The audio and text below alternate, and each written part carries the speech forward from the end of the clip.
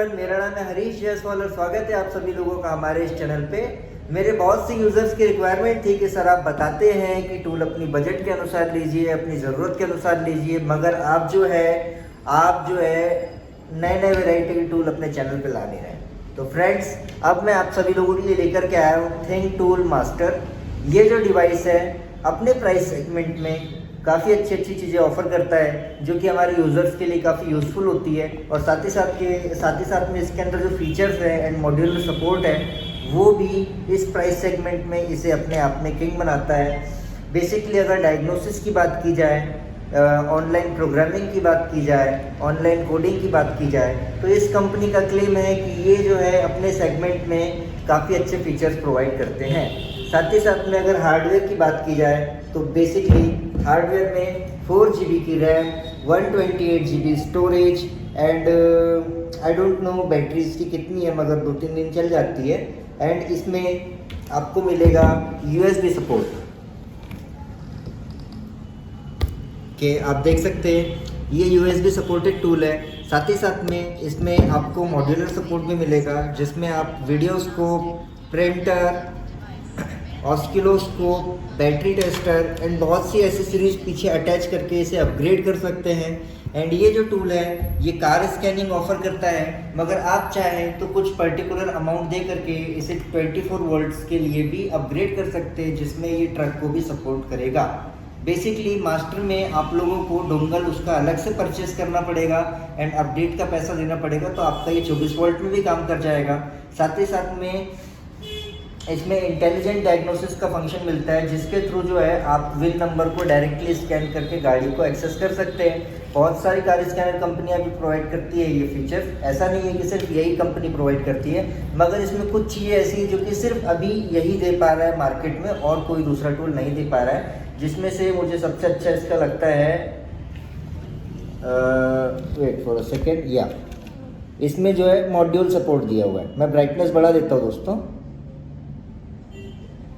जिसमें आपको printer, work light, thermal imager, videoscope, battery tester and oscilloscope ये module supported मिलते हैं, जो कि बाया USB या फिर बैक से अटैच हो जाते हैं और आप इसका यूज़ कर सकते हैं। वीडियोस्कोप, ऑस्किलोस्कोप मुझे तो काफ़ी ज़रूरी एसेसरीज लगती है। अभी फ़िलहाल में मेरे पास में नहीं है, बट इन फ्यूचर डेफिनेटली मैं उसके ऊपर मैं वीडियो बनाऊँगा। एंड इसमें आपको मिलेगी ऑनलाइन प्रोग्रामिंग, जो कि हमारी इतनी गाड़ियाँ सपोर्ट करती है: Audi, BMW, Hyundai, Land Rover, Mercedes Benz, MG, Nissan, Porsche, Renault, Seat, Skoda, Subaru and Volkswagen. And साथ ही साथ में इसमें हमारा मेंटेनेंस के फंक्शंस भी काफ़ी सारे मिल जाते हैं, चाहे वो मास एयर फ्लो का हो, चाहे ब्रेक का हो, चाहे ऑयल का हो, चाहे DPF का हो, चाहे गियरबॉक्स का हो, चाहे मोबिलाइज़र का हो, चाहे ऑडियोमीटर का हो, चाहे ट्रांसपोर्ट का हो, चाहे SUS का हो, चाहे विंडोज़ का हो, चाहे हमारा ऑटो स्टार्ट का हो। इसमें मेंटेनेंस के फंक्शन भी काफ़ी अच्छे प्रोवाइड किए गए। एंड इंजेक्टर कोडिंग, स्कैनिंग वगैरह ये सब तो नॉर्मल है। बेसिकली ये इतना कॉस्टली स्कैनर है, कॉस्टली भी नहीं कह सकते इसे, क्योंकि जिस प्राइस पॉइंट पे ये आता है वैल्यू फॉर मनी टूल है। तो आज जो है हम इसकी मिड लग्जरी सेगमेंट में एक छोटी सी टेस्टिंग आप लोगों को करके दिखाएंगे एंड हम देखेंगे कि भाई ये टूल जो है ये कितना कैपेबल है। एंड इसके ऊपर फ्यूचर में भी और वीडियोस बनाऊंगा, तो प्लीज़ आप लोग कमेंट में ज़रूर बताइएगा कि आपको किस टाइप की वीडियो इस टूल से देखनी है। ओके फ्रेंड्स, तो हम जो है इसको स्टार्ट करेंगे। हमारी एक कार है टाटा की एल्ट्रोस BS6 वेरिएंट की, वो कार है पेट्रोल मॉडल में है। उसमें मैंने दूसरे कार स्कैनर्स लगा के देखे हैं, वो स्कैन नहीं कर पाते हैं। तो क्या ये टाटा की एल्ट्रोस BS6 को स्कैन कर पाएगा, इसे हम चेक करेंगे।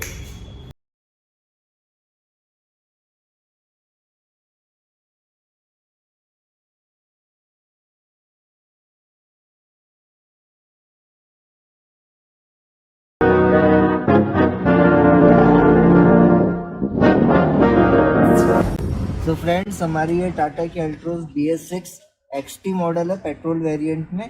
तो हम जो है सबसे पहले इसे ऑन कर लेते हैं। वो स्टार्ट है, first button, second button. Okay, तो ये हमारी गाड़ी ऑन हो चुकी है। नाउ अब ये जो थिंक टूल का मास्टर है, लेट इट चेक कि ये जो है ये इस कार में कितना अच्छे से परफॉर्म करता है। डायग्नोस के, तो मैं जाऊँगा टाटा इंडिया में। टाटा इंडिया में जाने के बाद में अब जो है ये मेरा ब्लूटूथ से कम्युनिकेट करेगा। ब्लूटूथ से कम्युनिकेशन हो गया इसका। Then vehicle selection, passenger vehicle में मेरे ये हैचबैक और सेडान कार्स आ जाती हैं। यूटिलिटी व्हीकल्स में मेरी एसयूवी गाड़ी आ जाती है, और नैनो व्हीकल्स में हमारी नैनो आती है। एंड पिकअप व्हीकल्स में like S, super S, xenon, winger, pickup, all ECU का ऑप्शन दिया है इन लोगों ने।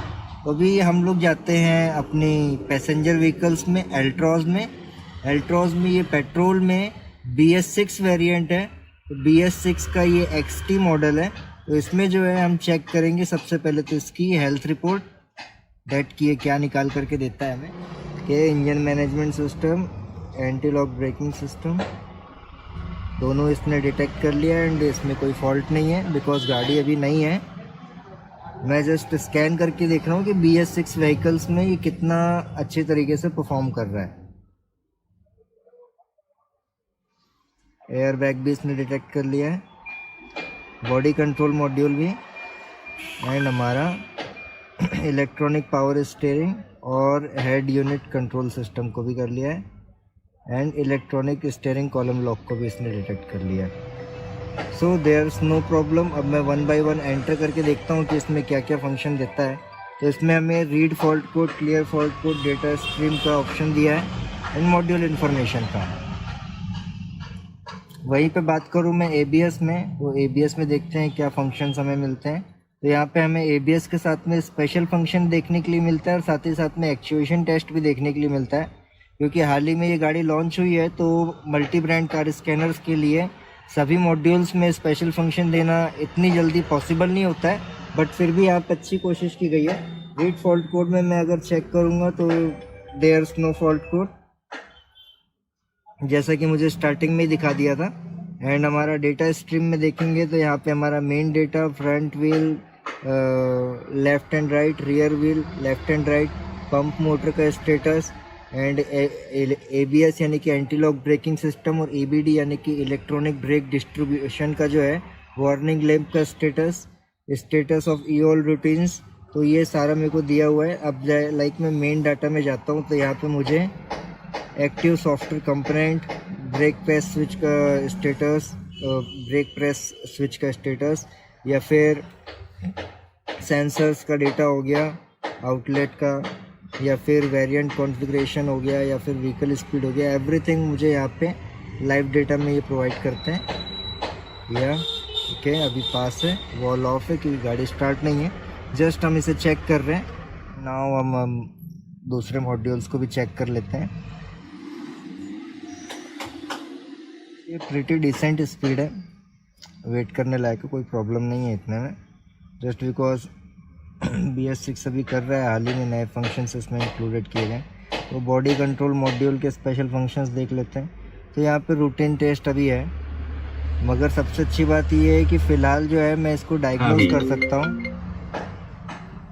अभी क्या है कि मैं BS6 की वेरिएंट की कार्स का मॉड्यूल डायग्नोज कर पा रहा हूँ, ये भी मेरे लिए काफ़ी अच्छी बात है, क्योंकि अभी हाल ही में क्या है, ड्यू टू कोविड जो है डेवलपमेंट काफ़ी स्लो चल रहा है। तो बहुत सी जो multi brand car scanner companies हैं वो BS6 में डेटा प्रोवाइड करवाने के लिए काफ़ी स्ट्रगल कर रही है, काफ़ी मेहनत कर रही है, क्योंकि डायरेक्टली जो है इंजीनियर का यहाँ पे अराइवल नहीं हो पा रहा। तो उस वजह से काफ़ी जो अपडेट है वो लेट आ रहे हैं हमारे। Module information everything is in there. So मुझे नहीं लगता है कि भाई टाटा एल्ट्रोस को स्कैन करने में मुझे कोई प्रॉब्लम हो रही है। टाटा की BS6 petrol car successful scanning रह चुकी है हमारी, और हमने देखा कि काफ़ी अच्छे फंक्शंस भी इसके अंदर में दिए हुए हैं। तो अब जो है हम अपनी नेक्स्ट कार की ओर बढ़ेंगे, जो कि है टोयोटा की एटियोस लिवा। देखते हैं ये स्कैनर उसमें क्या कर सकता है। तो फ्रेंड्स, हमारी नेक्स्ट कार है टोयोटा की एटियोस लिवा, एंड अब हम इसमें डायग्नोसिस करके देखते हैं कि ये जो है इसमें कितना अच्छे तरीके से काम कर पाएगा। तो बेसिकली हम जो है टोयोटा चेक करते हैं, एशियन में हमें मिलेगी। देयर इज अ टोयोटा, या ये रहा टोयोटा हमारा। ओके किया हमने, ये ब्लूटूथ के साथ में कनेक्ट हो गया है। एंड नाउ हमारा 16 पिन DLC है, जो कि यूरोपियन मॉडल आता है।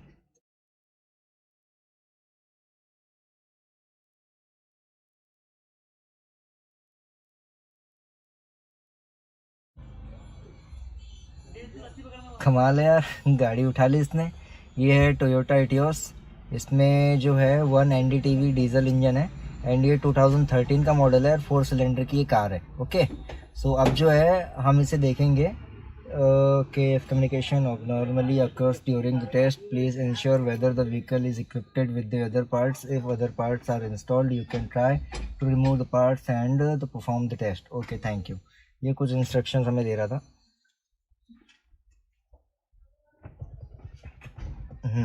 तो अब ये इसमें जो है इसका फेमस टोपोलॉजी सिस्टम मेरे सामने आ चुका है, जिससे मैं इस गाड़ी को बाया कैन लाइन और के लाइन, मतलब कि कैन 1 और कैन 1 पे हमारा ECM और ABS है और के लाइन पे हमारा electronic power steering module, immobiliser और एयर बैग है।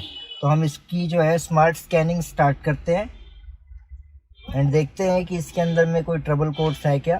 तो इंजन कंट्रोल मॉड्यूल में जो है ना 2 फॉल्ट है इस गाड़ी में, और बाकी हमारा electronic power steering, immobiliser, air bag और ABS ये फंक्शन बिल्कुल सही है, इसमें कोई दिक्कत नहीं है। तो अब ECM के अंदर मैं देखता हूँ कि क्या फॉल्ट है। तो ECM के अंदर में मुझे जो है स्टार्टेबिलिटी मॉल फंक्शन का जो कोड है वो हिस्ट्री में दिखा रहा है एंड करंट में भी दिखा रहा है। तो मैं एक काम करता हूँ, मैं इसके अंदर एंटर ही कर जाता हूँ। तो मैंने एंटर किया रीड फॉल्ट कोड, ये मेरे पास में 2 फॉल्ट कोड है, एक करंट में एक हिस्ट्री में।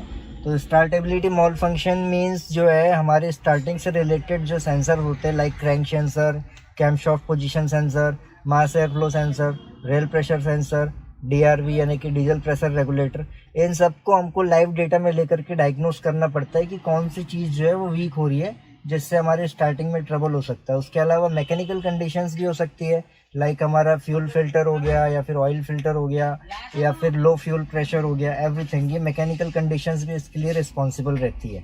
तो पहले मैं इसको क्लियर कर देता हूँ। ओके, ये फॉल्ट कोड मैंने क्लियर किया। अभी देखते हैं, हाँ कोई फॉल्ट कोड नहीं है। तो बेसिकली अब इसको आगे चल के हम स्टार्ट कंडीशन में देख लेंगे कि इसमें कोई फॉल्ट कोड आ रहा है कि नहीं आ रहा है। रीड डेटा स्ट्रीम में देख लेते हैं क्या क्या दिखा रहा है। तो रीड डेटा स्ट्रीम में लाइक इसमें लगभग मुझे ज़रूरत की सारी चीज़ें मिल जा रही है, जैसे कि EGR के कंट्रोल्स हो गए या फिर इंजन रन टाइम हो गया, इंजन की स्पीड हो गई, है ना। कैटलिस्ट मॉनिटर भी मुझे मिल जाता है, immobiliser, fuel cut history, intake air temperature, mass air flow sensor, everything, model year, oxygen sensor का status, idle, everything, throttle sensor की वोल्टेज, सारी चीज़ें इसमें मुझे दी हुई हैं। सो ये क्लच स्विच का स्टेटस हो गया, कूलेंट टेम्परेचर हो गया एंड एक्सीलेटर पोजीशन हो गया। ये 3 चीज़ें मैं ले लेता हूँ एंड नाउ इसे मैं ग्राफ में लेता हूँ एंड ग्राफ में लेने के बाद मैं एक्सीलेटर को प्रेस करके देखता हूँ। So this is the response of the accelerator pedal, कि हमारा एक्सीलेटर पेडल जो है मैं जितना प्रेस कर रहा हूँ उतना वर्क कर रहा है कि नहीं कर रहा है। तो जैसे अगर मैं इसे पूरा प्रेस करता हूँ तो ये 99.61% यानी कि लगभग 100% पहुँच गया है। वो नीचे ग्रीन कलर की मिट्टी लगी हुई है इसलिए पूरा प्रेस नहीं हुआ है वो। अब मैं इसे जैसे धीरे धीरे छोड़ते जाऊँगा तो वैसे वैसे इसका जो है मुझे ये पैराग्राफ जो है नीचे जाता हुआ नज़र आएगा।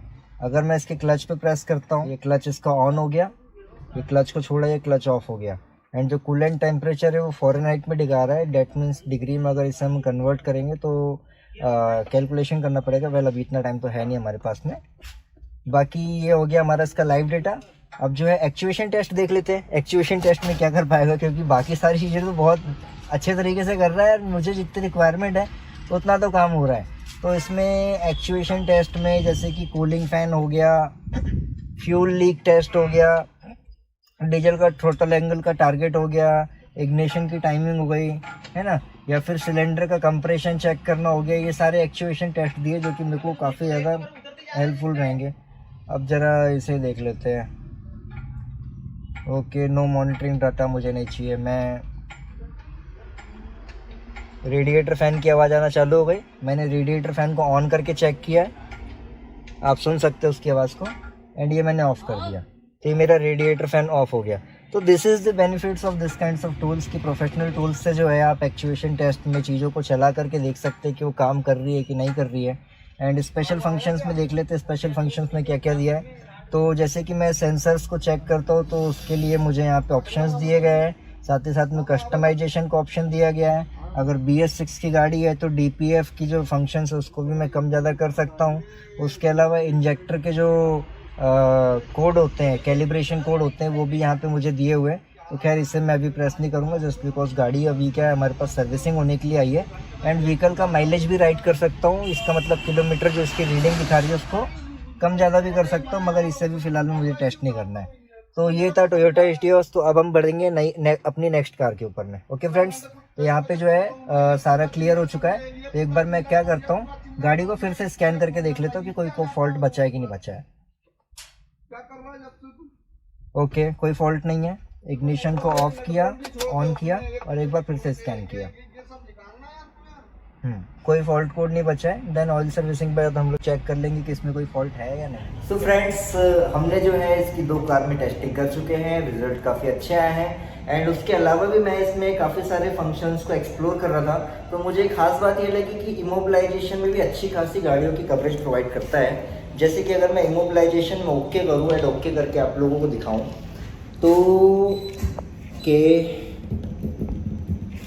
ओके, ये काफ़ी सारी गाड़ी हमको प्रोवाइड करता है इमोबिलाइजेशन प्रोग्रामिंग में। बेसिकली IC लेवल की अगर आप लोगों को कोई गाड़ी आ जाती है, जैसे लाइक टाटा विस्टा, मांजा, स्कोडा, वॉल्क्सवैगन, तो उसमें आप लोगों को जो इसका एक कार प्रोब नाम का एक एसेसरीज आती है, थिंक कार प्रोब के नाम से आती है मे बी, तो उसको आपको अटैच करना पड़ेगा। बट इमोबिलाइजेशन में भी ये काफ़ी अच्छी सारी गाड़ियों का कवरेज प्रोवाइड करता है, चाहे टाटा हो, होंडा हो, स्कोडा हो, वॉल्क्सवैगन हो, निसान हो, फोर्ड हो, फिएट हो, रेनॉल्ट हो, टाटा, महिंद्रा एंड मारुति तो है ही इसमें।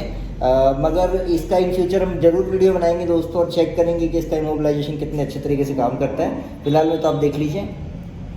ओके, एंड इमोबिलाइज़र प्रोग्रामिंग में जो है इसमें हमको एक एसेसरीज लगती है जिसके बारे में आपको बता रहा था। Let it be check immobiliser programming.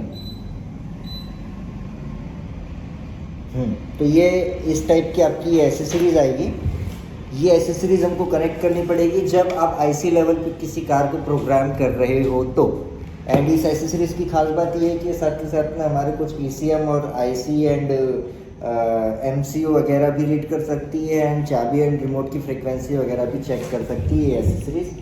तो इमोबिलाइज़र में भी इन लोगों ने काफ़ी अच्छा सपोर्ट दिया हुआ है। अब ये क्या है, बाय प्रैक्टिकल हम आपको नेक्स्ट वीडियोज़ में बताएंगे कि ये किस तरीके से काम करता है।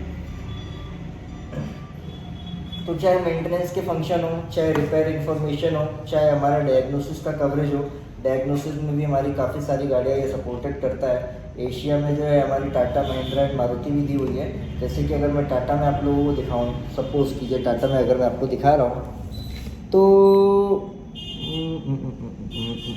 व्हीकल सिलेक्शन, पैसेंजर व्हीकल दिए हुए, ओके, यूटिलिटी व्हीकल्स दिए हुए, नैनो व्हीकल्स दिए हुए। तो ये इसमें बेसिकली टाटा की लगभग सारी गाड़ियाँ दी हुई है। वैसे ही महिंद्रा एंड इंडिया वगैरह सबका दिया हुआ है इसमें। तो व्हीकल कवरेज एरिया भी इसका काफ़ी अच्छा खासा है, जिसमें हमारी ज़रूरत की सारी ब्रांड्स जो स्कैन हो जाती है। तो फ्रेंड्स, उम्मीद करता हूँ कि आपको मेरी ये वीडियो पसंद आई होगी। अगर वीडियो पसंद आती है तो प्लीज़ इस चैनल को सब्सक्राइब कीजिए, वीडियो को लाइक कीजिए, कमेंट कीजिए, शेयर कीजिए अपने दोस्तों के साथ, और हम मिलते हैं नेक्स्ट वीडियो में। अभी के लिए have a nice day, bye.